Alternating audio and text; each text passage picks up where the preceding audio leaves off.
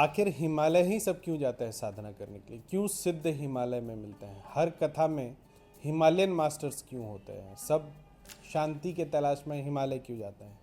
सिद्धि के तलाश में हिमालय क्यों जाते हैं? ये सवाल हमने कल इंस्टाग्राम पर पूछा था और बहुत सारे इसमें जवाब आए। हमने इस चीज़ पे बहुत अध्ययन किया था। पहले हम भी मानते थे कि हिमालय पे ही सारी साधनाएं होती हैं।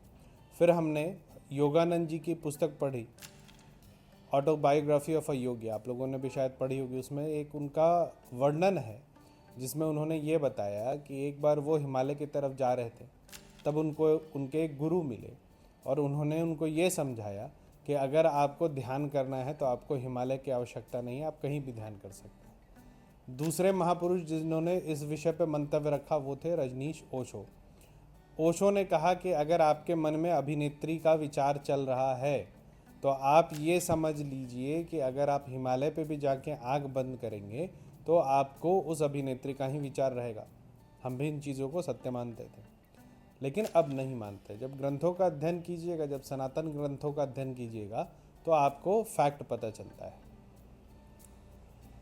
शिव महापुराण में एक कथा है, ये कथा जो कि बेसिस बनता है रामायण का, यहाँ से रामायण की शुरुआत होती है। कथा ये है कि नारद जी एक बार ब्रह्मा को सिद्ध करने के लिए हिमालय में तप करने के लिए गए, और जब वो तप करने के लिए गए तो उन्होंने एक बहुत ही सुंदर जगह चुना जहाँ से बगल से दिव्य गंगा बहती थी, एक बहुत सुंदर गुफा थी, एक बहुत बढ़िया आश्रम था। और नारद जी क्योंकि ब्रह्मज्ञानी खुद भी थे तो उनको जब वो ब्रह्मा का मंत्र करने लगे तो इंद्रासन जो था वो डोलने लगा। इंद्रासन डोला, इंद्र भगवान जो है वो परेशान हो गए, और जब इंद्र भगवान परेशान होते हैं तो वो क्या करते हैं, वो तपस्वी जो भी हैं उनका तप तोड़ने की कोशिश करते हैं, और इसके लिए प्रयोग होता है कामदेव का।